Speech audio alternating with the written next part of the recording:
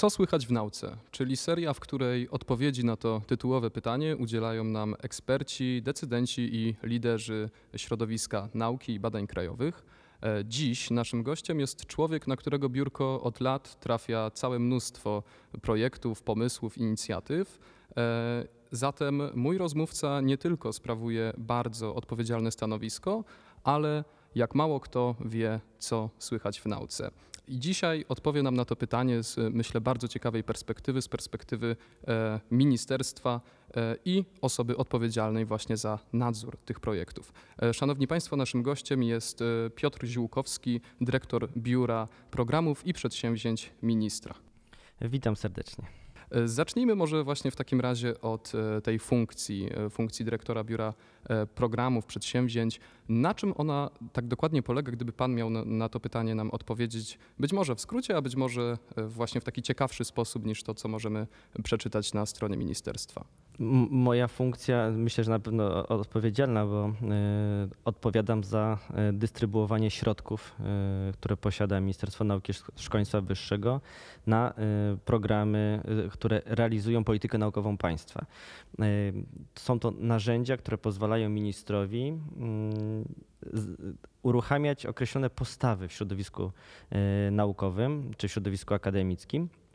Dlatego, że poprzez określone priorytety, które wskazujemy do działania i przekazywane wsparcie finansowe możemy właśnie pobudzać określone zachowania i określony kierunek działania w środowisku akademickim. No to jest dość niezwykle ważne, żeby właśnie poprzez właściwe dystrybuowanie środków, odpowiedzialne, rzetelne, kontrolowanie właściwego przebiegu ich realizacji, uruchamiać te działania, które będą inspirowały do działania naukowców, studentów, aby rozwijać właściwie polską naukę i Polskę. Jaka zatem jest za tym wszystkim strategia, tak? Ponieważ tych pomysłów, inicjatyw na pewno do ministerstwa trafia sporo. Jakie są to liczby, jak dużo z nich jest następnie realizowane i właśnie jaka jest główna idea stojąca za tym, co ministerstwo realizuje? 5 lat temu, gdy ja rozpoczynałem swoją pracę w ministerstwie, wówczas opublikowano strategię Ministerstwa Nauki i Szkolnictwa Wyższego, która zawierała 3 filary. Jeden z nich to była doskonała nauka, drugie to jest innowacje dla gospodarki i trzecie społeczna odpowiedzialność nauki. I wokół tych 3 filarów następnie uruchamialiśmy konkretne narzędzia, które miały pomóc realizować właśnie tą strategię. I właśnie w tym obszarze właśnie kierowane są określone programy ministra. Wśród tych, które realizowane są właśnie w naszym resorcie, możemy wymienić takie inicjatywy jak na przykład program Doskonała Nauka, gdzie finansujemy działalność związaną z organizacją konferencji naukowych, a także wydawaniem monografii naukowych, czyli jeżeli naukowcy prowadzą badania własne i mają potem określone wnioski, mogą wydać tą publikację naukową z wsparciem finansowym ministerstwa. Bardzo ważną płaszczyzną do w ogóle komunikowania się w środowisku naukowym, wymiana myśli, doświadczeń są konferencje naukowe i one także właśnie cieszą się wsparciem finansowym w ramach tego programu. Tutaj można ubiegać się o finansowanie nawet w kwocie do 400 000 złotych. I są to wydarzenia naukowe o poziomie lokalnym, krajowym lub nawet i międzynarodowym, gdzie przyjeżdżają do Polski światowej sławy naukowcy z różnych kontynentów i właśnie uczestniczą w tej wymianie myśli i dyskusji naukowej na temat najnowszych osiągnięć polskiej czy światowej nauki. Kolejną inicjatywą, która też jest, bym powiedział, niezwykle ważną i która powstała właśnie w myśl tej strategii, którą realizowaliśmy, to program Społeczna Odpowiedzialność Nauki. Program ten, oparty o tą inicjatywę tego 3. filaru, zresztą o tej samej nazwie, ma na celu wspieranie projektów, które związane są z popularyzacją nauki w społeczeństwie. Myślę, że wielu beneficjentów, czy naszych widzów, czy słuchaczy naszej dzisiejszej rozmowy nawet nie zdają sobie sprawy, że ocierają się właśnie o projekty w swoim codziennym życiu, które są realizowane dzięki wsparciu tego programu. Program Społeczna Odpowiedzialność Nauki jest nowym programem, tak? Od jak dawna jest on realizowany? Program Doskonała Nauka i Społeczna Odpowiedzialność Nauki został uruchomiony po raz pierwszy w 2019 roku. Teraz mamy pierwszy rok ich finansowania, dlatego te właśnie projekty,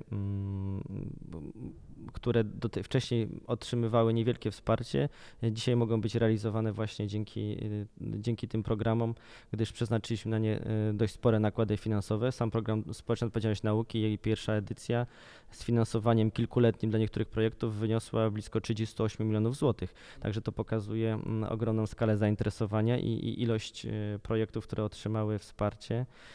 No z takich ciekawych inicjatyw związanych właśnie z popularyzacją nauki w społeczeństwie, gdzie możemy mieć właśnie do czynienia z tymi projektami, to na przykład festiwale nauki, które są bardzo popularne w środowisku akademickim, organizowane praktycznie we wszystkich ośrodkach akademickich w Polsce. To są takie miejsca, gdzie naukowcy otwierają mury swoich uczelni, instytutów badawczych i zapraszają do współpracy całe społeczeństwo. Zapraszają władze samorządowe, zapraszają mieszkańców swoich miast i mniejszych miejscowości i wówczas tam spotykają się na dysputach naukowych, na prezentacjach naukowych, na pokazywaniu, jak nauka potrafi być przystępna i że potrafi być ciekawa i w ten sposób popularyzują swoje osiągnięcia naukowe w społeczeństwie. No, wśród takich ciekawych festiwali nauki jest na pewno jeden z największych w Polsce, czyli Śląski Festiwal Nauki, którego miałem okazję też w tym roku uczestniczyć. To niezwykle wielkie wydarzenie, można powiedzieć, że święto dla Śląska. Zaangażowane w ten projekt są wszystkie śląskie uczelnie i odbywa się on w Międzynarodowym Centrum Kongresowym w Katowicach, gdzie gromadzi kilkadziesiąt tysięcy widzów, którzy przychodzą obcować z nauką. Tutaj bym zadał pytanie do tej wcześniejszej części. Myślę, że o festiwalach jeszcze troszeczkę porozmawiamy dalej, gdy będziemy rozmawiać o samej idei popularyzacji i tego, w jaki sposób ona może się spełniać, ale to, co pan dyrektor powiedział, mnie bardzo zainteresowało, że faktycznie jest być może spora część osób, która nawet nie zdaje sobie sprawy z tego, że ociera się lub bierze udział w inicjatywach realizowanych w ramach pewnych programów, takich jak SON, czyli Społeczna Odpowiedzialność Nauki.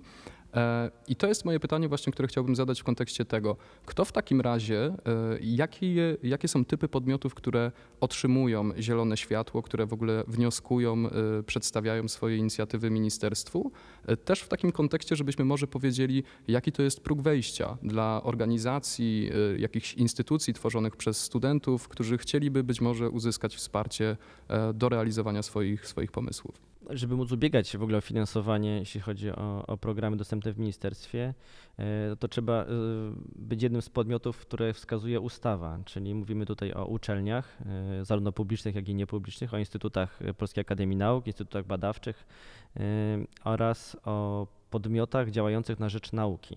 I tutaj mamy właśnie, to jest szeroki katalog, dlatego że w podmiotach działających na rzecz nauki mieszczą się organizacje pozarządowe, które w celach swoich statutowych i swojej działalności mają wpisany cel związany z popularyzowaniem nauki, upowszechnianiem, organizacją konferencji naukowych. Więc jeżeli organizacja pozarządowa prowadzi tego typu działalność, może wówczas ubiegać się o finansowanie w ramach dostępnych u nas programów. Często korzystają z tego organizacje studenckie, które są właśnie formalnie zarejestrowane, korzystają z tego towarzystwa naukowe, które też są organizacjami często zarejestrowanymi jako stowarzyszenia czy fundacje, a także fundacje, które prowadzą działalność naukową, bo też takie w Polsce się powstają i działają.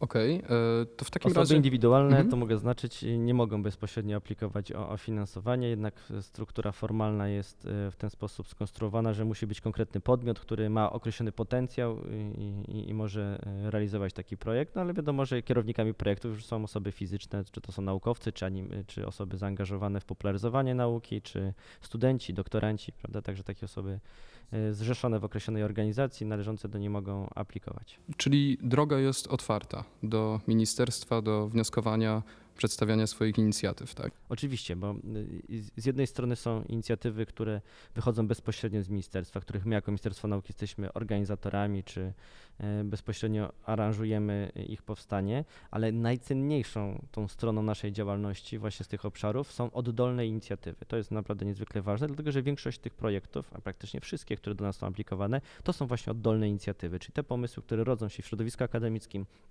rodzą się w głowach młodych ludzi kreatywnych, którzy mają naprawdę niebywałe często pomysły, są niezwykle twórczy, to właśnie tego typu inicjatywy po ocenie przez ekspertów i decyzji ministra otrzymują finansowanie i są realizowane. Jak elastyczne są w takim razie te ramy strategiczne, które projekty muszą spełniać? Jeżeli właśnie podstawą, to co pan dyrektor powiedział, są projekty oddolne, one na pewno są bardzo różne, tak? Dotyczą różnych zagadnień, mają różne cele. Właśnie chciałbym zapytać, jak ministerstwo podchodzi właśnie do kwestii tego, kiedy dany projekt jest uznany za pożądany, a kiedy mniej? Zgodnie z ustawą mamy określone kryteria, które przyjmujemy przy ocenie tego typu projektów. To przede wszystkim jest też potencjał wnioskodawcy, czy rzeczywiście te osoby i zespół, który jest zaangażowany w ten projekt, ma potencjał do tego, żeby go zweryfikować i zrealizować, to wówczas właśnie weryfikujemy to, czy są to osoby, które kiedykolwiek coś realizowały, czy mają jakieś osiągnięcia, czy są związane ze środowiskiem akademickim, środowiskiem naukowym i że mają ten potencjał, że mogą w ramach tej organizacji ten projekt zrealizować. Oceniamy także rzetelność przygotowanego wniosku, patrzymy na to, czy kosztorys jest właściwie przygotowany, czy te zaplanowane punkty, zadania, które są do zrealizowania, są w ogóle możliwe do zrealizowania, na to, czy stosowane są innowacyjne metody, nowoczesne, czy stosowane są, czy też jest odpowiedni element też związany z popularyzacją tych danych osiągnięć, czy jak wielka jest skala, czy jest to lokalny projekt, czy regionalny, czy krajowy, czy mający charakter także zasięg międzynarodowy, bo to także jest niezwykle ważne. I też jednym z kryterium w ogóle ustawowych do oceny wniosków stosuje się kryterium społecznej odpowiedzialności nauki, czyli wpływ tych danych projektów na społeczeństwo. Bo pewnie większość osób zastanawia się, czym w ogóle jest społeczna odpowiedzialność nauki. Właśnie miałem zadać to pytanie. Bo mówimy o takim haśle społeczna odpowiedzialność nauki i nauka otwarta na społeczeństwo.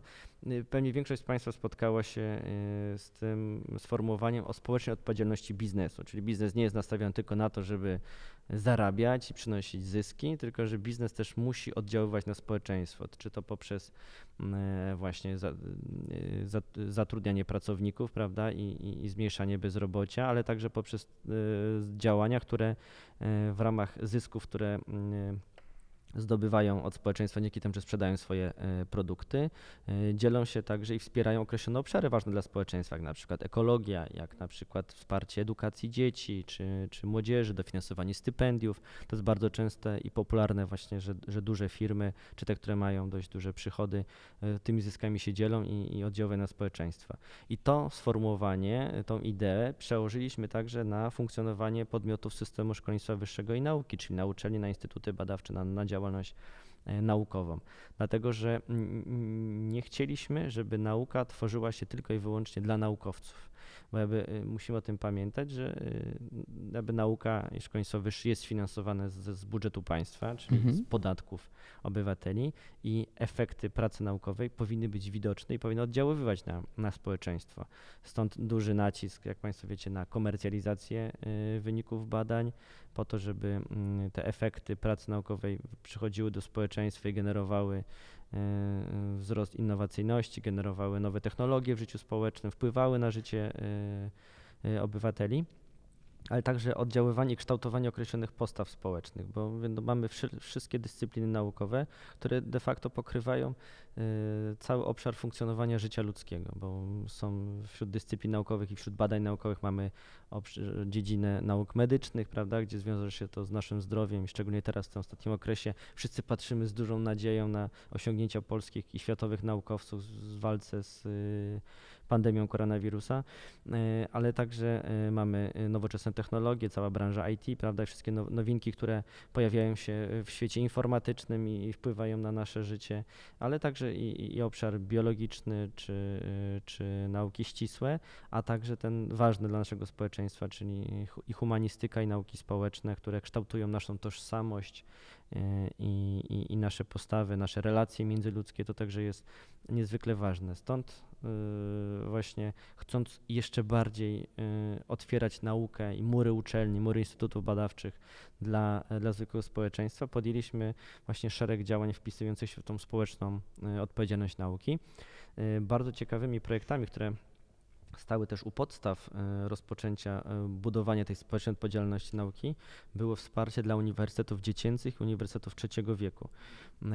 Te programy w Ministerstwie Nauki zostały właśnie po raz pierwszy uruchomione 4 lata temu i na tyle rozwinięte w samym resorcie, że potem zostały przekazane do Narodowego Centrum Badań i Rozwoju, gdzie ze środków europejskich sfinansowaliśmy ogromny program wspierający tą właśnie misję społecznej odpowiedzialności nauki i program zwany Trzecia Misja Uczelni, gdzie przekazaliśmy na to 200 milionów złotych. To ogromne kilkuletnie projekty właśnie związane z popularyzowaniem i to jest bardzo piękne zjawisko, właśnie te uniwersytety dziecięce, uniwersytety trzeciego wieku, gdzie uczelnie otwierają swoje mury, naukowcy swoje laboratoria i sale wykładowe dla niestudentów i nienaukowców. Dzieci, które przyprowadzane przez swoich rodziców na bardzo często trudne wykłady, ale przygotowane w sposób odpowiedni. To niezwykle też i bardzo ważne zadanie dla naukowców, żeby odpowiednio przygotować te treści, które chcą przekazać w sposób przystępny, z ciekawymi doświadczeniami, żeby te dzieci, które będą oglądały tego typu wykład, czy w nim uczestniczyły, czy brały udział w laboratoriach, zrozumiały to, co ten wykładowca do nich mówi. Kto odpowiada za to przygotowanie? No to już są właśnie te projekty oddolne. Mamy wielu wspaniałych pasjonatów popularyzowania nauki wśród dzieci, twórców uniwersytetów dziecięcych, bo to trzeba powiedzieć, że ta idea w Polsce, która się niezwykle rozwinęła, była inicjatywą oddolną. To ministerstwo tylko objęło je patronatem i przygotowało dla nich programy wsparcia i finansowanie, a wcześniej tego typu inicjatywy były oddolne bez wsparcia z budżetu państwa. I to dzięki właśnie tym wspaniałym pasjonatom, osobom, które rzeczywiście czują ten temat, widzą jego ogromną potrzebę, zostały w Polsce zrealizowane i rozwijają się coraz bardziej dynamicznie. Ja pamiętam, bo pracowałem jako twórca pierwszego tego programu wsparcia dla realizowanego pod nazwą Uniwersytety Młodego Odkrywcy. Wówczas w Polsce działały zweryfikowane przez nas 44 uniwersytety dziecięce. I jak mieliśmy informacje, wszystkie pod względem z tego sfunkcjonowania nie miały wolnych miejsc. To znaczy było tak duże zainteresowanie, że ich działalność zawsze znajdowały się dzieci, które nie mogły wziąć udziału w tych zajęciach, bo nie było już miejsc. A gdzie były zlokalizowane? One głównie kumulowały się wokół dużych ośrodków akademickich, takich jak Warszawa, Kraków, Wrocław, ale potem rozszerzały się także na te uczelnie z mniejszych miast wojewódzkich i miast nawet powiatowych, gdzie znajdowały się publiczne uczelnie zawodowe, to na przykład Kielce, Olsztyn, ale mówię tak miast powiatowych, bardzo prężnie działający Uniwersytet Dziecięcy w Pile, gdzie też byłem świadkiem, jak wspaniale przygotowane są tam zajęcia i jak z wielkim zainteresowaniem dzieci uczestniczą w tego typu zajęciach. I dzięki temu wsparciu ministerstwa już po pierwszej edycji programu udało nam się uruchomić w Polsce 64, czyli de facto o 50% wzrosła liczba uniwersytetów dziecięcych, a potem, kiedy ten projekt nabrał jeszcze większego rozwoju, został skierowany do Narodowego Centrum Badań i Rozwoju, ta liczba wzrosła, przekroczyła już ponad 100. Wzrosła także liczba miejsc w tych uniwersytetach, które działały, więc to pokazywało rzeczywiście, że to jest niesamowicie dynamiczne zjawisko i bardzo potrzebne. To właśnie w takim razie pytanie, dlaczego to jest ten target? Dlaczego właśnie zbliżanie nauki, zbliżanie świata akademickiego do dzieci w najmłodszym wieku jest ważne? Ta praca u podstaw, tak? Wielu wybitnych naukowców mówi o tym, że nie można kształtować pasji do nauki w społeczeństwie, jeżeli nie będziemy tego robić nie zaczniemy tego robić od dzieci, dlatego że to one wzrastają kształtowane przez nas dorosłych i jeżeli chcemy, żeby one interesowały się nauką, żeby marzyły o tym, żeby zostać naukowcem, tak jak się marzy o tym, żeby być piłkarzem, być strażakiem czy lekarzem, to żeby ktoś zaczął marzyć o tym, że chciałby być naukowcem, musimy mu pokazać, jak ta nauka potrafi być piękna, jak potrafi być pasjonująca, jak niesamowitym doznaniem jest odkrywanie czegoś. I stąd właśnie te działania skierowane do dzieci. Ja pamiętam taką historię, którą opowiadał mi kiedyś pan premier Jarosław Gowin, że w momencie, kiedy spotkał się z jednym z laureatów Nagrody Nobla ze Stanów, on wówczas powiedział mu, że jeżeli chcecie w Polsce doczekać się kolejnego laureata Nagrody Nobla z takich dziedzin jak chemia, fizyka, biologia czy nauki ścisłe, techniczne, to musicie od małego budzić pasję do nauki wśród dzieci. Wówczas dopiero wtedy będziecie mogli kształtować te osoby i one w pewnym momencie w szerokim swoim horyzoncie myślenia będą w stanie odkrywać ogromne i wielkie osiągnięcia Z drugiej naukowe. strony to oznacza, że tej pracy jest jeszcze bardzo dużo i czasu, który musi upłynąć. Tak, to na pewno. Jeszcze wiele trudów i pracy przed nami. My też obserwujemy coraz większą rywalizację o uwagę, jeśli chodzi o dzieci i młodych ludzi, dlatego że świat rzeczywiście jest coraz bardziej ciekawy i dostępny, szczególnie poprzez internet. Nie ma chyba rzeczy, których nie moglibyśmy zgłębić. I my musimy dzisiaj wygrywać tą rywalizację z tymi innymi rzeczami, które nie do końca zawsze są wartościowe i cenne. Że jednak tak dużo bodźców i tak dużo informacji dociera do ludzi, że ciężko jest wygrywać właśnie tą rywalizację i pokazywać, że to jest niezwykle ciekawe, to jest piękne, to jest wartościowe i na tym skup swoją uwagę. Więc to na pewno to jest chyba nawet jedna z najbardziej trudnych rzeczy, żeby dzisiaj wygrać tą uwagę młodych ludzi o to, co w życiu powinno być naprawdę ważne. I ten proces kształtowania tych młodych ludzi zaczyna się już w domu rodzinnym, tak? Kiedy to rodzice swoje dzieci zaprowadzają do szkoły. I nie byłoby uniwersytetów dziecięcych, my też o tym często mówiliśmy, gdyby nie to zainteresowanie i odpowiedzialność rodziców, bo to oni przyprowadzają dzieci właśnie na swoje pierwsze zajęcia do uniwersytetów młodego odkrywcy, uniwersytetów dziecięcych. Czy w takim razie, bo to jest bardzo ciekawy wątek dotyczący rodziców i ich roli w wychowaniu i też przygotowaniu, zaszczepieniu tej ciekawości nauki, czy w te strony są może prowadzone jakieś działania? W stronę, która miałaby łączyć właśnie rodziców, przekazywać im wiedzę na temat tego, w jaki sposób mają te dzieci swoje prowadzić i przekazywać im to zainteresowanie.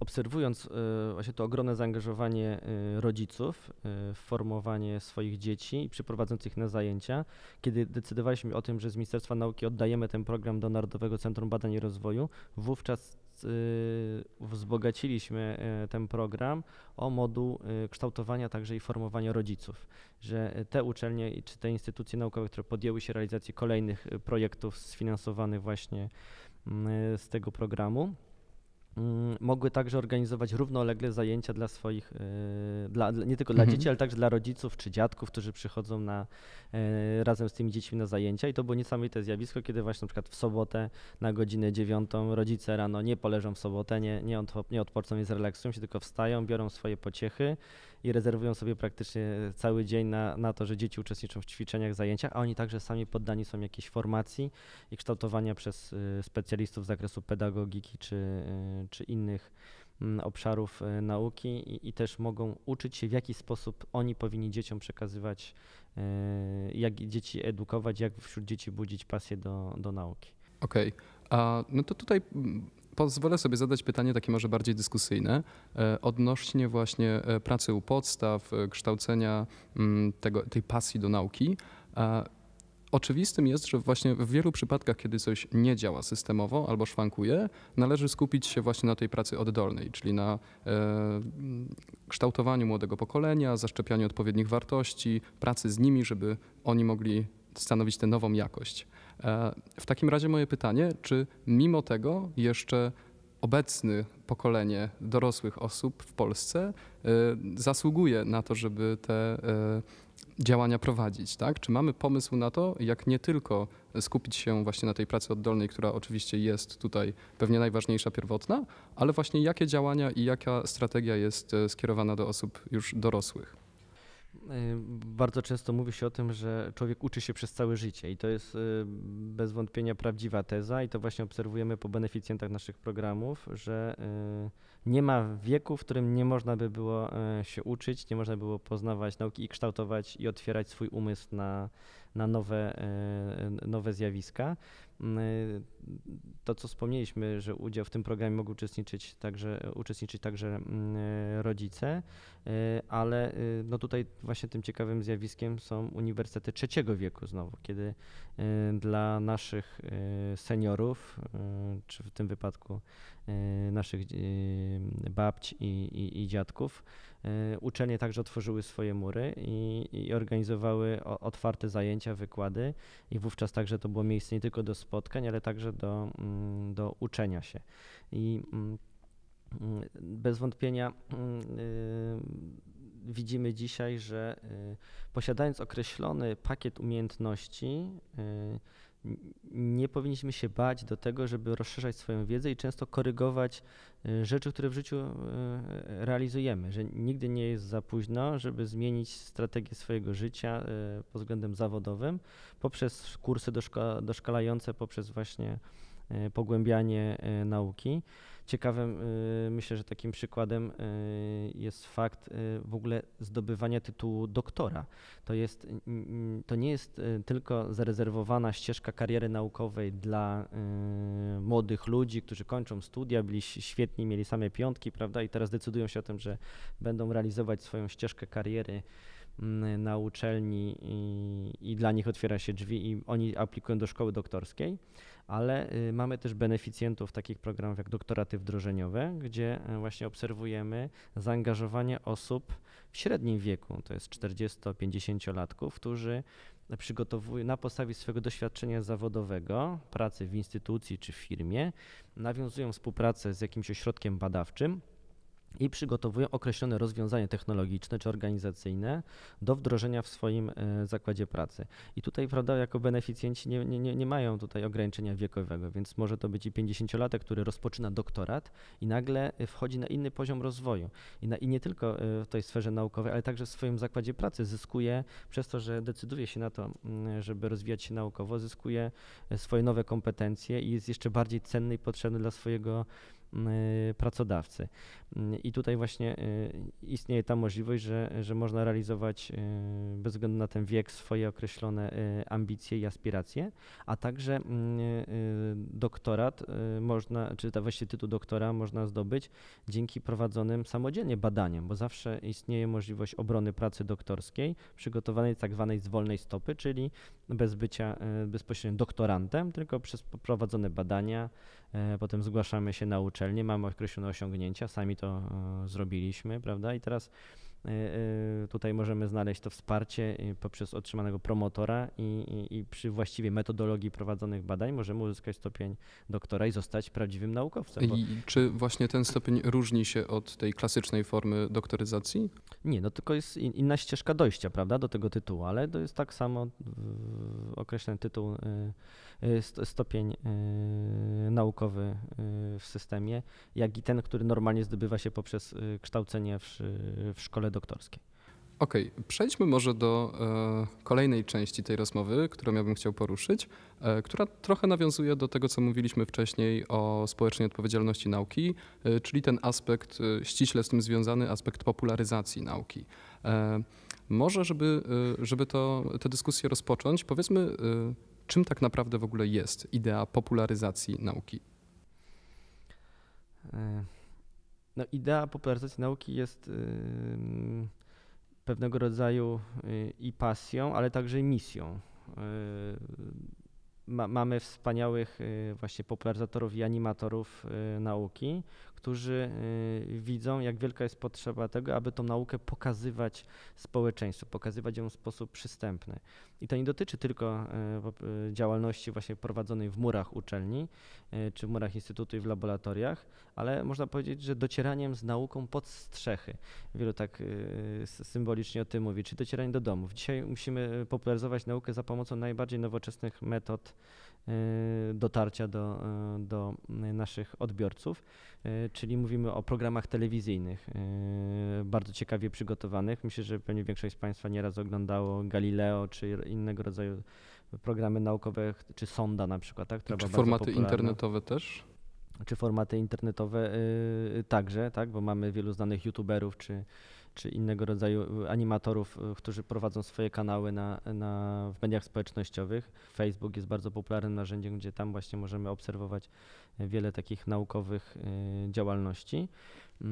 I właśnie tego typu inicjatywy także otrzymują wsparcie, jeśli chodzi o działalność tą obecną w mediach, popularyzowanie w ramach programu Społeczna Odpowiedzialność Nauki. Tutaj mamy takie ciekawe inicjatywy jak program Astronarium realizowany przez TVP Bydgoszcz, który jest emitowany w TVP3 i ma swój zasięg ogólnopolski. Nową inicjatywą, która także otrzymała wsparcie w ramach tego programu, jest program telewizyjny realizowany przez telewizję Polsat. To jest o nazwie Kopernik, trochę takim żartobliwym. Kopernik była kobietą, znaną z jednego z klasyków filmowych, ale także przygotowany w bardzo dobrej formule, bardzo ciekawy program popularyzujący osiągnięcia polskich naukowców i światowych. Także tego typu rzeczy widzimy, że cieszą się ogromnym zainteresowaniem i tylko poprzez pokazywanie tego w taki ciekawy i przystępny sposób możemy zdobywać widzów programów popularno-naukowych. Ale to także jest pewnego rodzaju popularyzowanie często poprzez zabawę, czyli wszelkiego rodzaju różne inicjatywy, które gdzieś tam docierają do młodych ludzi i poprzez doświadczenia budzą w nich pasję do nauki. Takim ciekawym tutaj projektem, który realizuje ministerstwo, to jest przy współpracy z Centrum Nauki Kopernik, to na przykład jest naukobus. I w ramach tej współpracy to są busy, które jeżdżą, odwiedzają szkoły, głównie teraz szkoły podstawowe i tam przygotowani do tego animatorzy z wykorzystaniem eksponatów doświadczalnych przygotowanych przez Centrum Nauki Kopernik prowadzą zajęcia doświadczalne, bo rozmawiając z dyrekcją Centrum Nauki Kopernik, mówiliśmy o tym, że nie wszyscy mają możliwość dotarcia do Warszawy. Jednak nie da się, żeby z każdej szkoły dzieci mogły przyjeżdżać przynajmniej raz w czasie swojej edukacji do Centrum Nauki Kopernik. Dlatego też podjęliśmy inicjatywę, żeby to Centrum Nauki Kopernik pojechało do szkół, szczególnie tych mniejszych, wiejskich czy gminnych. I zasięg tego projektu jest ogólnopolski. Za pomocą strony naukadlaciebie.gov.pl szkoły zgłaszają się do nas, do Ministerstwa Nauki. My te zgłoszenia przekazujemy do Centrum Nauki Kopernik i planujemy wyjazdy tego naukobusa. Cieszy się popularnością ten projekt? Tak, trzeba troszkę poczekać po wysłaniu zgłoszenia, żeby się doczekać wyjazdu naukobusa, aczkolwiek teraz też jesteśmy w takiej fazie z pewnymi utrudnieniami związanymi z pandemią, dlatego też uruchomiliśmy równolegle, kiedy nie możemy uczestniczyć w wyjazdach stacjonarnych czy być obecnymi w szkołach, uruchomiliśmy zajęcia z tymi animatorami w wersji online, czyli na stronie Centrum Nauki Kopernik z wykorzystaniem tych narzędzi, które Centrum Nauki Kopernik posiada. Klasa zgłasza się na takie zajęcia i animator prowadzi zajęcia w Centrum Nauki Kopernik, a klasa w sposób czynny uczestniczy w tych zajęciach, może zadawać pytania, mogą dopytywać, prawda, w czasie tych pokazów naukowych, więc nie jest to zwykły wykład, tu jest nagrany, tylko rzeczywista lekcja zdalna z ciekawymi doświadczeniami, które rzeczywiście są bardzo, bardzo interesujące i pokazują, że ta nauka może być naprawdę ciekawa. A to jest dobry moment, żeby, myślę, zadać to pytanie, skoro sam wspomniał Pan o sytuacji związanej z pandemią. Jak mocno odbiło się to na projektach realizowanych właśnie przez ministerstwo albo pod patronatem ministerstwa? Pytam o to, czy wszystkie inicjatywy są odporne na to, jak szeroka jest też ewentualnie ta skala działań, które zostały zawieszone? Od początku byliśmy cały czas w kontakcie z naszymi beneficjentami i staraliśmy się na bieżąco, czy poprzez kontakt telefoniczny, mailowy, czy także poprzez komunikaty zamieszczane na stronie ministerstwa, informować o tym, w jaki sposób mogą starać się dostosować swoje projekty do aktualnej sytuacji. Wiemy też, że część wydarzeń, które miały odbywać się stacjonarnie z udziałem gości zagranicznych, musiało zostać odłożonych na rok przyszły, więc tutaj też byliśmy otwarci co do przesuwania środków na rok kolejny. Byliśmy także otwarci co do zmiany formuły samego zadania, bo jeżeli ktoś planował dzisiaj wydarzenie stacjonarne, na przykład konferencję naukową czy pokaz naukowy, mógł przenieść te wydarzenia na sferę internetową i tak, żeby to wydarzenie było również popularne i było w ciekawy sposób przygotowane i mogło być transmitowane emitowane w wersji internetowej. Także no, różnie. Część beneficjentów sobie rzeczywiście poradziła, podjęła to wyzwanie, zmieniła formułę i realizuje. Inni zrezygnowali z realizacji projektu lub podjęli decyzję o tym, że proszą o to, aby wydłużyć czas realizacji i przenoszą wydarzenia na rok kolejny, licząc na to, że wówczas ta sytuacja troszkę się uspokoi albo będziemy bogaci o inne doświadczenie i będą mogli w sposób spokojny zrealizować swoje projekty. Okej, w takim razie wróćmy do tego zagadnienia związanego z popularyzacją.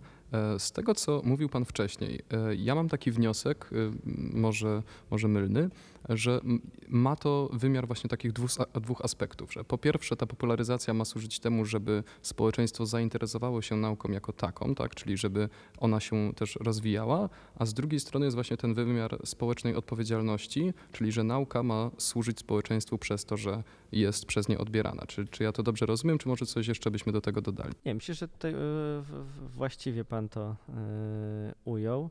No bo tak jak wspominałem na początku, mamy świadomość tego, żeby nauka rozwija się dzięki finansowaniu z budżetu państwa, dzięki podatkom, na które jakby wszyscy pracujemy. Z drugiej strony też naukowcy oddają, bym powiedział tą z nawiązką często, poprzez swoje osiągnięcia naukowe społeczeństwu te środki w postaci rozwiązań nowoczesnych, w postaci wyników badań naukowych, w postaci potem konkretnych projektów, które nadają się do wdrożenia. Wszystkie rzeczy, które dzisiaj jakby stosujemy, dzisiaj nawet oglądając pewnie będziecie Państwo tą naszą rozmowę, no nie moglibyście tego zrobić, gdyby nie osiągnięcia nauki, prawda, i rozwiązania technologiczne, które gdzieś ktoś wymyślił i wdrożył. Dzięki temu mamy kamerę, mamy mikrofon, dzięki temu, że dzięki prawom fizyki wiemy, jak roznosi się dźwięk, prawda, więc jakby widzimy, że z tą nauką mamy cały czas do czynienia, każdego dnia. Ale też po to zbudowaliśmy ten filar i po to popularyzujemy, i po to finansujemy tego typu projekty, żeby społeczeństwo uświadamiać, że tak rzeczywiście jest, że ta nauka jest nam potrzebna, żeby właściwie też poprzez zgłębianie nauki sami mieli większą świadomość funkcjonowania w życiu, żeby potrafili w właściwy sposób unikać zagrożeń, które gdzieś się pojawiają na horyzoncie naszego życia. No i mówię, też w właściwy sposób kształtowali kolejne pokolenia Polaków, naszych obywateli, którzy potem w tym życiu będą musieli się odnaleźć. A to, o czym Pan powiedział, czyli właśnie gdzie z tą nauką mamy największą styczność dzisiaj, być może nie największą, ale no w bardzo dużym stopniu, to jest internet. I teraz właśnie internet jako miejsce, w którym faktycznie można prowadzić działalność popularyzującą, działalność, która w jakiś sposób promuje samą ideę nauki czy jej poszczególne osiągnięcia, jest jednocześnie miejscem, które w bardzo dużym stopniu szerzy dezinformację, tak? Czy w którym możemy natrafić na pseudonaukę. I ten wymiar, myślę, społecznego nastawienia do nauki i jej odbioru jest bardzo ważny, żeby właśnie uniknąć tej dezinformacji, żeby żyć w społeczeństwie, które nie bazuje na pseudonauce. Czy rolą Ministerstwa Nauki jest też w jakiś sposób prowadzenie działań, które mają temu zapobiegać? Tak, odpowiem krótko tak i zaraz już tą myśl rozwinę, dlatego że popularyzując właściwe treści, też jednocześnie walczymy z dezinformacją. Jednak sam na własnej skórze przekonałem się jako dyrektor, kiedy rozpoczęła się pandemia, że wówczas zapanował ogromny głód wiedzy i informacji. Wówczas wszyscy wskazywali internet jako jedno z podstawowych miejsc, gdzie szukali informacji na temat pandemii, na temat tego zagrożenia, które niesie koronawirus. I wówczas obserwowaliśmy bardzo złe działania wielu osób, które podając pseudofakty nieudowodnione, nie mające pokrycia naukowego, przekazywały i wpuszczały takie fake newsy do społeczeństwa, jednocześnie wywołując niepotrzebne emocje i siejąc dezinformację. Wówczas podjęliśmy współpracę z wieloma naukowcami polskimi i uruchomiliśmy cykl o nazwie Posłuchaj naukowca.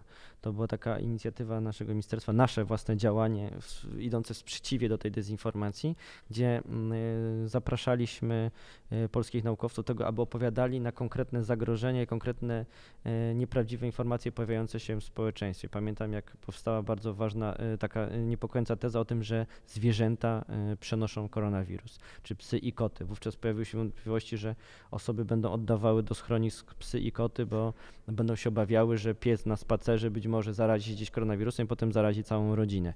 I od razu podjęliśmy interwencję w tym temacie i do współpracy zaprosiliśmy profesora Szkoły Głównej Gospodarstwa Wiejskiego, który opowiadał o tym, że jest to nieprawdziwa informacja, że rzeczywiście był przypadek u jednego ze zwierząt, czyli w tym wypadku chodziło o psa, w Chinach wykryto obecność koronawirusa, właściwie wirusa SARS-CoV-2 w nozdrzach, jednak wynikało to z faktu, bo tego już niestety nikt nie powielał dalej, że pies ten przez dłuższy czas przebywał z chorą osobą i on jednocześnie posiadał w swoim organizmie wirus, ale nie wywołał on u niego choroby, ani też nie było ryzyka tego, że ten pies może kogoś zarazić, no bo był akurat w domu, to ten pies jakby złapał tego wirusa od swojego właściciela.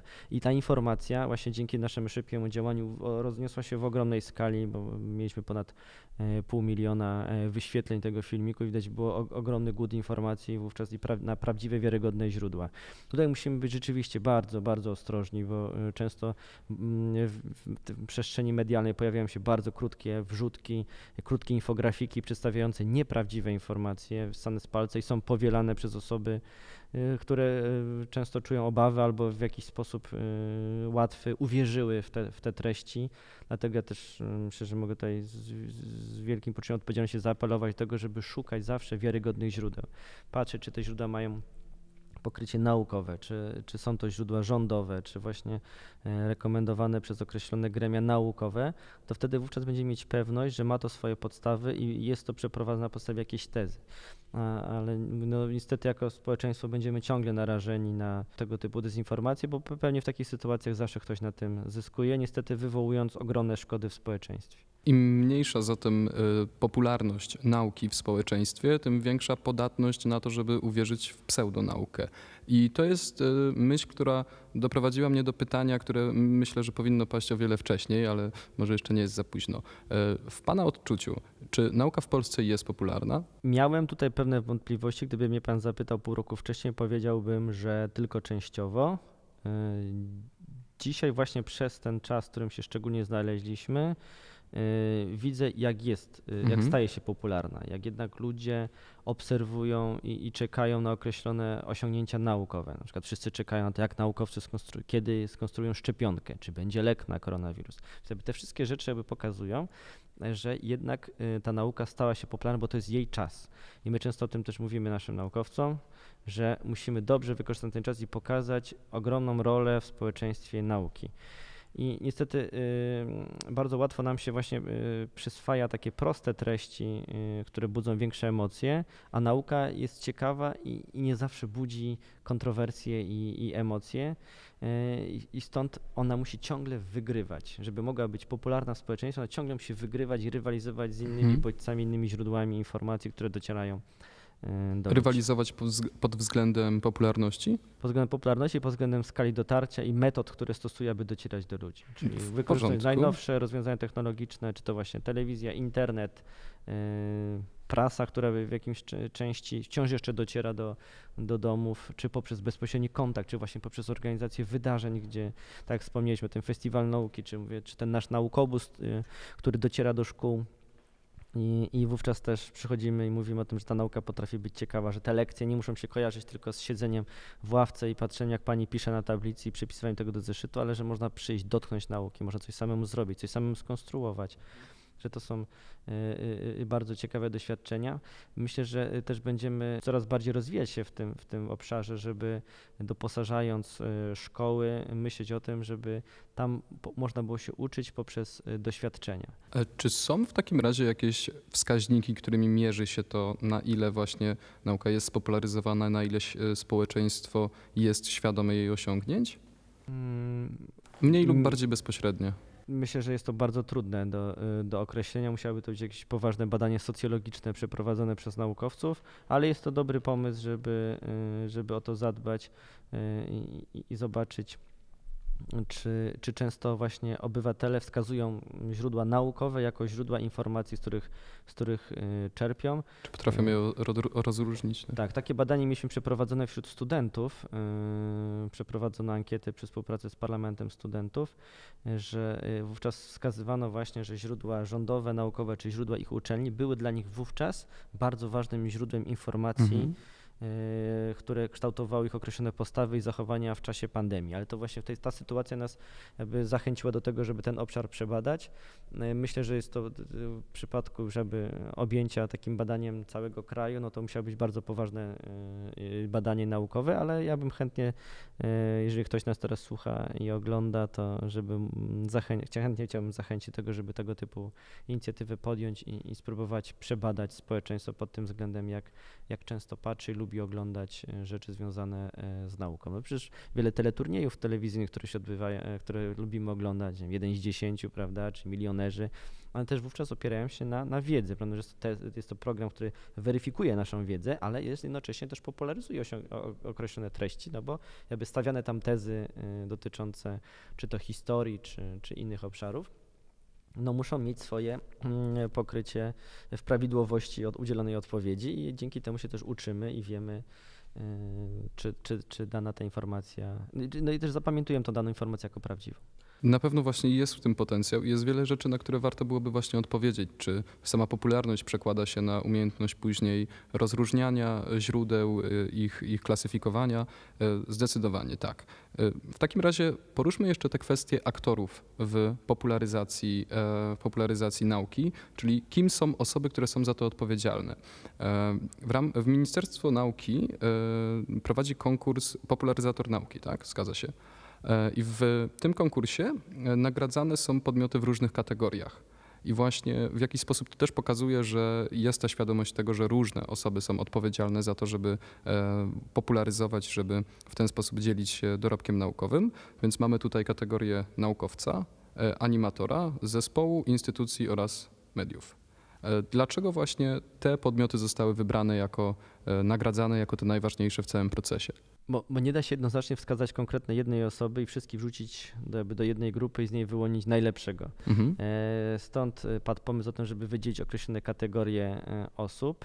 Pewnie można by na tym pomyśleć, żeby je jeszcze rozszerzyć o inne katalogi osób, ale tak jak widzimy, szczególną rolę odgrywają sami naukowcy, bo to jednak ich często autorytet, stopnie naukowe i tytuły, które posiadają, ich ogromna wiedza pokazuje, że są dla wielu osób autorytetami, ale też nie każdy z nich potrafi społeczeństwu przekazać te treści. To jest też niezwykle cenna umiejętność, dlatego też właśnie w tej kategorii szczególnie zwracamy uwagę na to, czy ten dany naukowiec swoje osiągnięcia potrafi opowiedzieć w przystępny sposób zwykłym odbiorcom, czy się też angażuje, bo można mieć określone osiągnięcie naukowe, określoną wiedzę, napisać monografię naukową i wydać, czy artykuł w czasopiśmie naukowym, jednak nie dotrze on do zwykłych odbiorców. I teraz tutaj potem pytanie, w jaki sposób ci naukowcy chętnie angażują się w tego rodzaju inicjatywy, które pokazują, że z tą nauką można dotrzeć do społeczeństwa. Kolejną grupą są w ogóle sami animatorzy nauki. Tak? To są często osoby, które nie posiadają tytułów naukowych i są to często absolwenci uczelni, prawda, którzy posiadają tą wiedzę, ale poprzez ich praktykę czy poprzez zaangażowanie w różnego rodzaju inicjatywy potrafią w przystępny sposób opowiadać o nauce. I tutaj mamy też wielu wspaniałych animatorów, których być może niektórzy z Państwa spotkali właśnie w Centrum Nauki Kopernik, których można zobaczyć tam w Warszawie, albo też poprzez właśnie spotkanie z naukobusem czy planetobusem, które przyjeżdżają do danych miejscowości. Wówczas widzimy, że to są młode osoby, posiadające właśnie takie predyspozycje i zdolności do tego, żeby wykonując doświadczenia naukowe potrafią pięknie o tym opowiadać. Czy tutaj istnieje jakaś współpraca między tymi grupami, zwłaszcza tutaj nasunęło mi się między naukowcami a animatorami, tak? Czyli osobami, które mają autorytet, mają dorobek i tymi, którzy mają właśnie ten dar czy umiejętność opowiadania, przekazywania tych treści? Istnieje. ale chcielibyśmy, żeby to było jeszcze bardziej popularne i jeszcze bardziej zintegrowane. Dlatego też w ubiegłym roku zorganizowaliśmy po raz pierwszy Kongres Społeczny Odpowiedzialności Nauki, który odbył się w Krakowie. Dwudniowe wydarzenie, pierwsze otwarte ogólnie dla wszystkich mieszkańców Krakowa i całej Polski, którzy przyjeżdżali na te zajęcia właśnie z sąsiednich województw, gdzie wówczas były spektakularne pokazy naukowe, walka łazików marsjańskich i innego rodzaju ciekawe doświadczenia.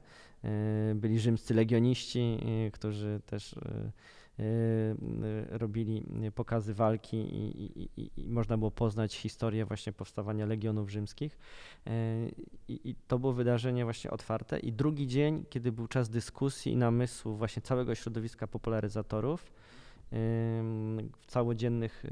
w trwającym cały dzień kongresie, na seminariach, na dyskusjach, oni wymieniali swoje myśli, mieli też okazję się poznać, wypić razem kawę i podyskutować i nawiązać ze sobą współpracę. Wiem, że to wydarzenie było bardzo pozytywnie odebrane. Niestety w tym roku przez pandemię nie mogliśmy tego zorganizować, ale to pokazało, że jest do tego pole, jest ogromna potrzeba właśnie, żeby to środowisko się coraz bardziej integrowało, nie spotykało się tylko na gali popularyzatora nauki i patrzyło, kto coś robi w swoim zakresie, ale także, żeby kumulować ten potencjał, żeby ich integrować, żeby te podejmowane inicjatywy były jeszcze bardziej ciekawe. Jasne.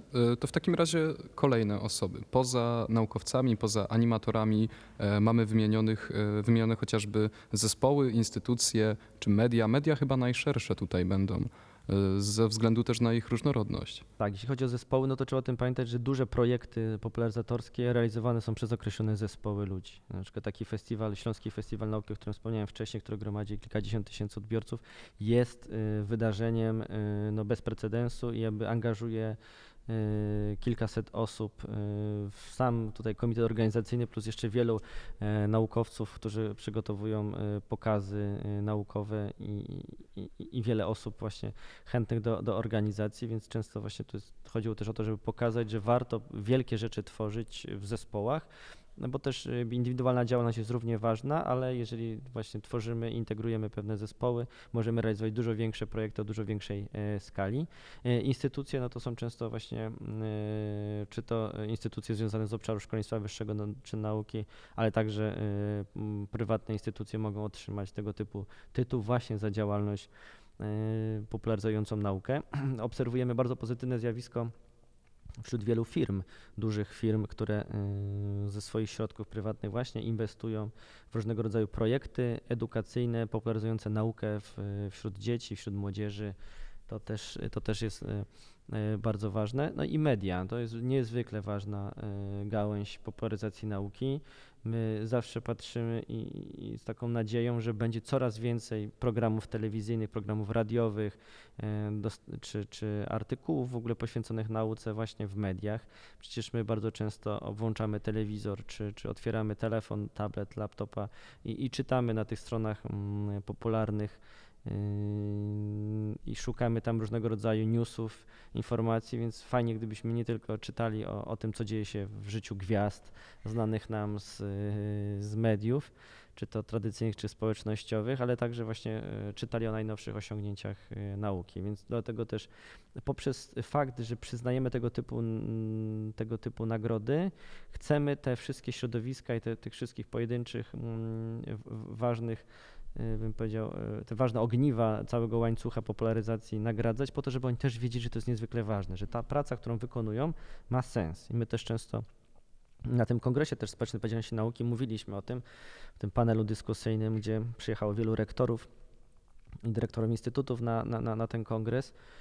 Nie tylko sami popularyzatorzy, wskazywaliśmy, żeby o tym nie zapomnieli, o tej ważnej misji uczelni, właśnie do tego, żeby wspierali też pracowników na swoich uczelniach, którzy tego typu zadania realizują, żeby oni czuli, że mają wsparcie, że to zadanie, które wykonują, to jest nie tylko też popularyzowanie, ale także promocja sama ich uczelni. W porządku. Jeżeli chodzi o ten aspekt internetowy też promocji za pośrednictwem mediów, bo to, o czym Pan mówił, telewizja, radio, Specyfika tych mediów polega na tym, że jeżeli pojawia się treść w głównej, jednej z większych stacji telewizyjnych, to w tym momencie ona z automatu jest oglądalna, tak? Jej oglądalność jest zapewniona. W internecie działa to inaczej. Tam ta oglądalność, ten zasięg, popularność wynika z tego, jak duża część osób obserwuje konkretne kanały komunikacji.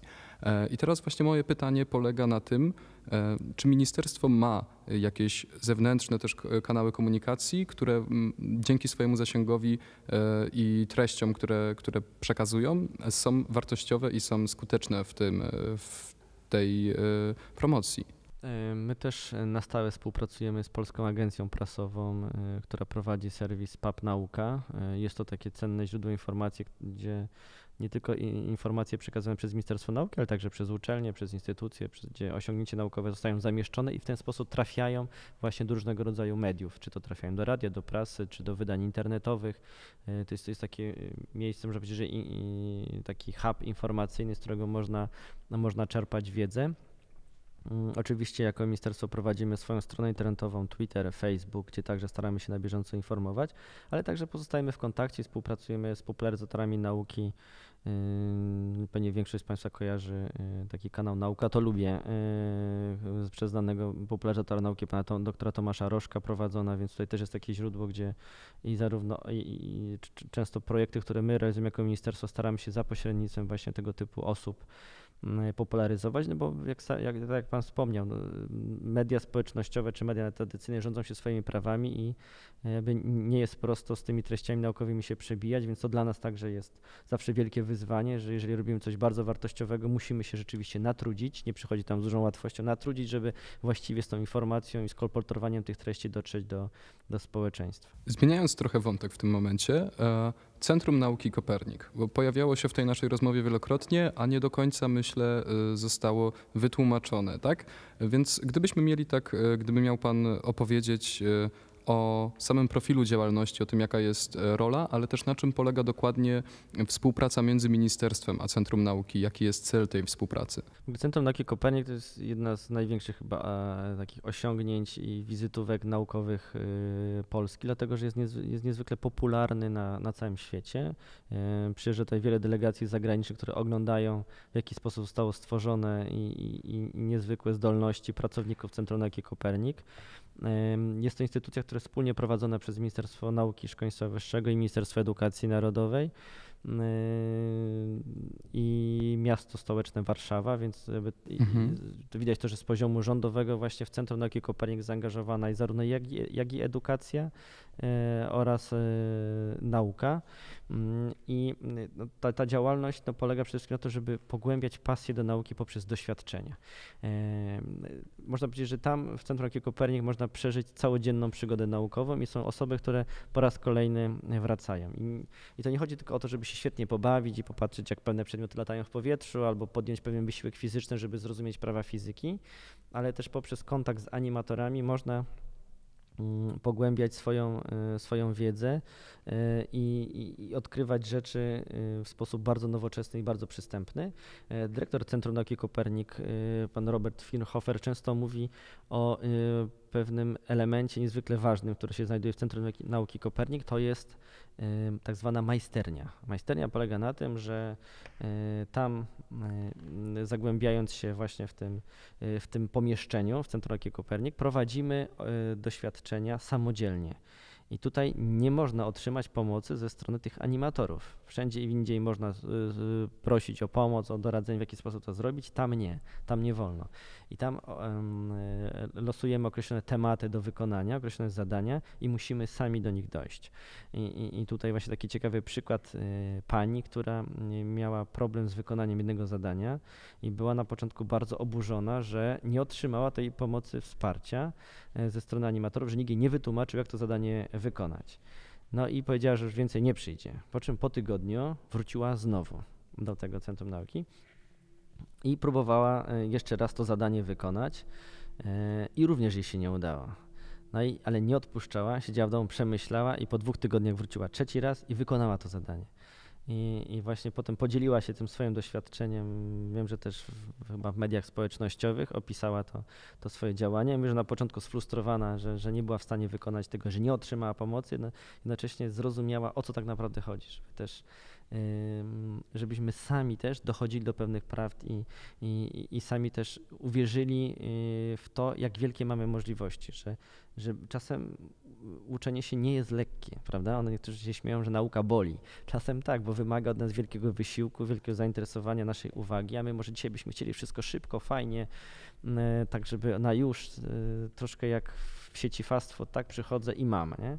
A tutaj jednak powinniśmy się właśnie też nie bać tego, że od nas to będzie wymagało jakiegoś większego zaangażowania, a że jak dojdziemy, osiągniemy sukces, będziemy z tego mieć ogromną satysfakcję i naprawdę radość i będziemy z siebie dumni, że coś takiego osiągnęliśmy. I właśnie Centrum Nauki Kopernik prowadzi tą swoją działalność na różne sposoby. I jakby doceniając ich wkład właśnie związany z tym, że uczą poprzez doświadczenia, uczą w sposób bardzo ciekawy, bardzo kreatywny, gdzie eksponaty, które znajdują się w Centrum Nauki Kopernik w sporej części przygotowane są właśnie przez pracowników Centrum Nauki Kopernik. To nie są kupione gdzieś tam na świecie gotowe rzeczy, tylko oni sami siedzą i doskonalają te eksponaty, więc jeżeli odwiedzamy Centrum Nauki Kopernik co jakiś czas, widzimy, jak ono się zmienia, że tam te eksponaty są coraz bardziej inne i że oprócz tam jakichś pewnych stawek, które gdzieś tam zobaczymy i się z nimi spotkamy, to są kolejne, które się pojawiają. Rozpoczęliśmy niezwykle ważny dla nas projekt, to jest program SOWA. Chodzi tutaj o strefę odkrywania wyobraźni i aktywności. Ta inicjatywa odciśnie mocno swoje piętno na całej Polsce, dlatego że w tej koncepcji, którą przygotowaliśmy, polega ona na uruchomieniu 32 takich małych centrów nauki w całej Polsce. To będą inicjatywy rozsiane w poszczególnych województwach, w mniejszych miejscowościach, gdzie powstaną sale właśnie do doświadczeń. I jednym z elementów będą te sale doświadczalne, gdzie będą eksponaty związane właśnie wyprodukowane przez Centrum Nauki Kopernik na ich tam własnej koncepcji. Będzie około od 15 do 18 eksponatów doświadczalnych, gdzie będzie można uczyć się, ale także będzie ta właśnie majsternia, ta, o której mówił pan dyrektor Firhofer, że ona jest takim sercem, tam wówczas będzie można też wykonywać te trudne zadania i te właśnie wymagające od nas wysiłku intelektualnego rzeczy. Ten projekt jest o tyle właśnie ważny, że można powiedzieć, że Centrum Nauki Kopernik wychodzi w Polskę, będzie miało swoje, to nie będą typowe oddziały, bo to będzie taka współpraca patronacka pomiędzy danym samorządem a właśnie Centrum Nauki Kopernik. Pierwsze dwie pilotażowe będą uruchomione w 2021 roku i zgodnie z decyzją będą one zlokalizowane. Pierwsza w Piotrkowie Trybunalskim i druga SOWA będzie w Raciborzu.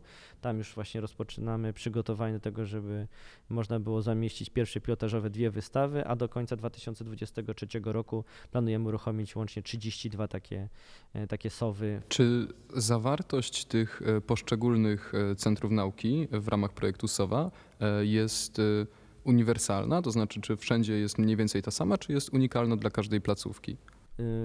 Będzie uniwersalna, jednak one są tak skonstruowane, że będzie możliwość ich modyfikacji w przyszłości. Samorządy, które wejdą do współpracy z Centrum Nauki Kopernik, będą mogły inwestować w tę strefę odkrywania wiedzy i ubogacać je kolejnymi eksponatami. Myślę, że Centrum Nauki to jest projekt, który ma ogromny potencjał i nie jest to tylko inicjatywa kilkuletnia, tylko jeżeli dojdzie do współpracy, wówczas to ten dany samorząd podpisuje umowę z Centrum Nauki Kopernik i to jest projekt wieloletni, gdzie Centrum Nauki Kopernik będzie sprawowało patronacki nadzór, będzie szkoliło pracowników do prowadzenia tego typu instytucji, będzie także pomagało w ewentualnych korektach związanych z tymi eksponatami, ale także myślę, że w przyszłości będziemy je unowocześniać. Także ja myślę, że to będzie naprawdę wielki i bardzo ważny projekt i myślę, że większość z Państwa prędzej czy później trafi do SOWY, jeżeli nie do Centrum Nauki Kopernik, to będzie dużo łatwiej trafić do tych naszych popularnych SUWek. Pomimo tej uniwersalności gdzieś wizja wycieczki po Polsce między centrami nauki i doświadczenia ciągle czegoś nowego jest realna. Tak, o tym myśleliśmy, że uda nam się uruchomić, to niewykluczone, że w kolejnych latach powstanie ich więcej, jeżeli będziemy widzieli, że ta działalność rzeczywiście się świetnie udało ją wpisać w lokalną społeczność i że jest duże zainteresowanie, żeby potem w przyszłości je modyfikować o kolejne nowe eksponaty i żeby ten program naprawdę się rozwijał. Dobrze. Mamy jeszcze jedno zagadnienie, które według opisu należy do zadań biura i to jest komercjalizacja wyników badań naukowych, tak? Czy upowszechnianie ich też, łączenie ze strefą gospodarki, środowisko akademickie, jej osiągnięcia i ten transfer technologii. W jaki sposób jest to dzisiaj realizowane i też chciałbym zapytać pod kątem tego, czy mamy już liderów w kraju, na których możemy się wzorować i ten schemat współpracy między danym środowiskiem akademickim a biznesem, gospodarką powielać. Tak, moje biuro bezpośrednio odpowiada za promocję tego typu rozwiązań, bo sam transfer odbywa się między jednostką naukową a określonym przedsiębiorstwem.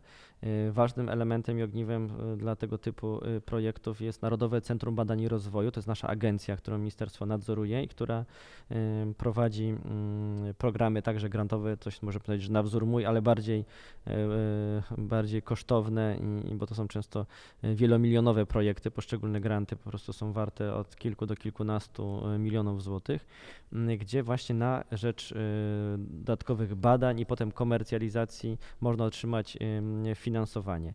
I tutaj mamy różnego rodzaju działalności, dlatego że z jednej strony mamy współpracę między uczelniami i przedsiębiorcami, bo na uczelniach czy w instytutach badawczych powstają określone naukowe rozwiązania, które potem są wdrażane, lub mamy sytuację taką, w której to właśnie przedsiębiorcy przychodzą z określoną potrzebą czy pomysłem do środowiska naukowego i mówią: proszę, pomóżcie nam wymyślić, jak to rozwiązać, bo nie mamy na to doświadczenia ani wiedzy, i wówczas dochodzi do tego budowania pomostu między przedsiębiorcami a naukowcami i prowadzone są projekty badawczo-wdrożeniowe. Czy to faktycznie cieszy się zainteresowaniem przedsiębiorców, ten proces w Polsce? Tak, cieszy się, bo też nie tylko uruchomiliśmy programy wsparcia, ale także w ostatnich 5 latach powstały 2 ustawy innowacyjne, które promują inwestowanie prywatnych środków w badania i rozwój, dzięki czemu już ostateczna wersja ustawy, która przeszła, czyli ta druga, wprowadziła ulgi,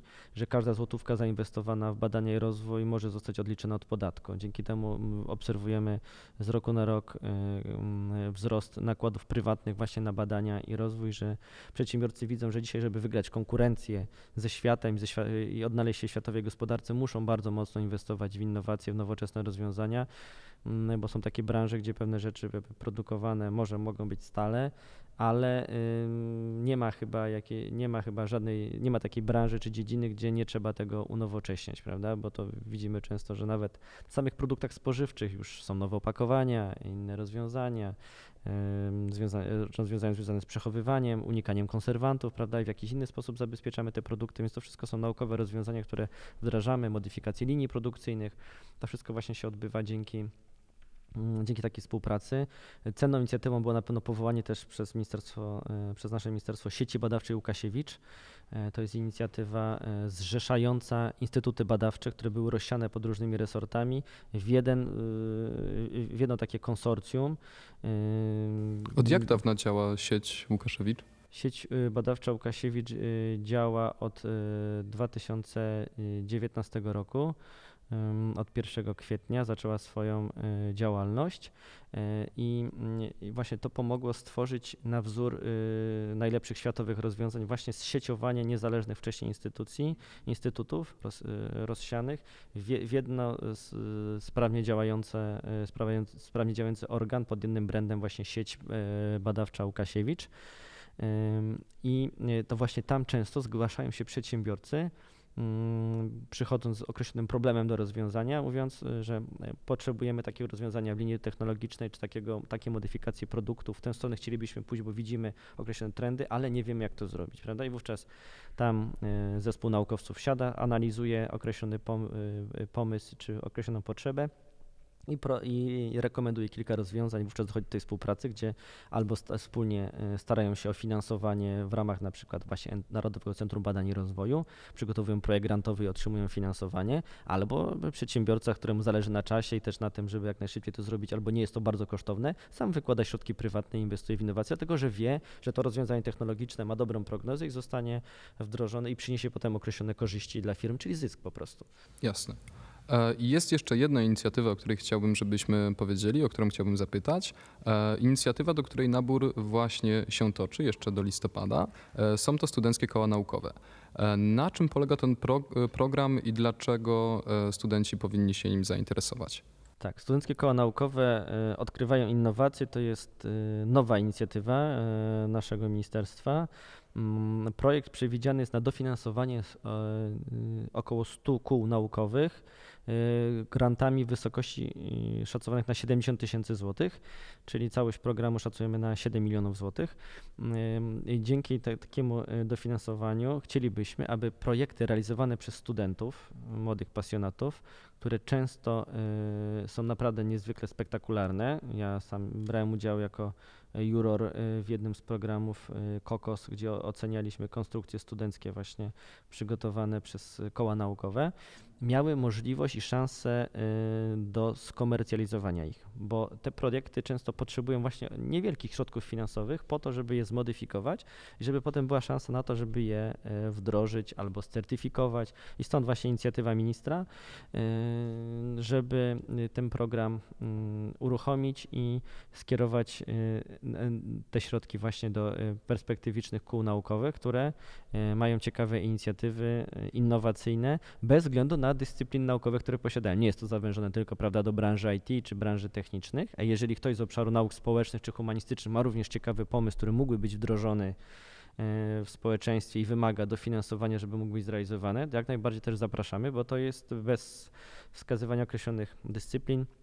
Jakie inicjatywy mogą faktycznie być realizowane w ramach tego wsparcia finansowego? Ja na przykład byłem świadkiem takiego wynalazku studenckiego. Już pewnie z Państwa wiele osób zna oczywiście drony i to jest bardzo popularne. Studenci często projektują swoje własne drony i starają się potem je komercjalizować, ale widziałem bardzo ciekawe urządzenie, którym zainteresowana była duża spółka energetyczna związana z monitorowaniem linii energetycznych. To jest urządzenie, które wyglądało troszkę jak taki pająk kręcący się na kółkach i jeżdżący po linii energetycznej z kamerą pokazującą, czy są jakieś ewentualne wady konstrukcyjne, czy w samym przewodzie, czy na słupie, prawda, w miejscach, gdzie normalnie nie można dotrzeć i nie widać i on jest w stanie jechać sobie powolutku, skanować, nagrywać i możemy oglądać, czy jest ryzyko pewnej awarii, że przykładowo jest osłabiony przewód na jakimś odcinku i może dojść do jego zerwania w czasie burzy i do nieszczęśliwego wypadku. Więc to był projekt studencki, prawda, bardzo imponujący, który tutaj wskazywał, że ma duże szanse komercjalizacji i wiem, że już spółka była zainteresowana. Być może dzięki takiemu wsparciu na przykład finansowemu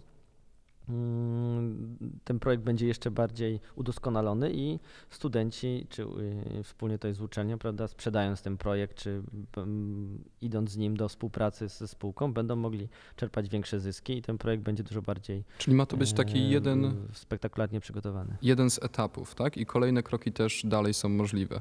Tak, no oczywiście wszystkie pomysły, szczególnie z rozwiązań technicznych, są potem rejestrowane, mają swoje patenty, ta własność intelektualna wytworzonego produktu jest chroniona i potem ci naukowcy, jeżeli to są ich własne pomysły, no mogą to sprzedać i skomercjalizować, a na pewno znajdzie się inwestor, jeżeli to jest dobrze przygotowane, dobrze dopracowane i ma perspektywę dobrej komercjalizacji, więc na pewno zawsze się na to znajdą chętni.